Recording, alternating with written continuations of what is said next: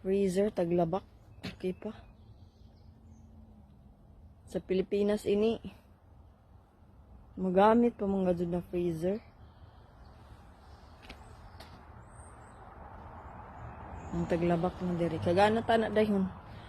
Masarap sana ito. Dalhin sa Pilipinas. Kung Pilipinas lang ito, ano ko na. Kinarga ko na. Ito kasi yung mga ano nila, guys. Yung hindi na nila ginagamit. Diretso na sa ano. Diretso na sa mga basurahan. Kahit pwede pang magamit. May mga ano nga, may mga couch, minsan sofa, bed. Usually yun yung mga mabibigat or mga malalaki. Ito yung malaking bin na oh. Malaking bin.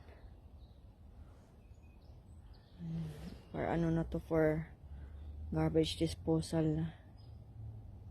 Sayang kung nasa Pilipinas din sana ito. Uy, maraming makikinabang. Napapakinabangan pa. You can still make use of it and then still working though. You can still use it. Freezer, it's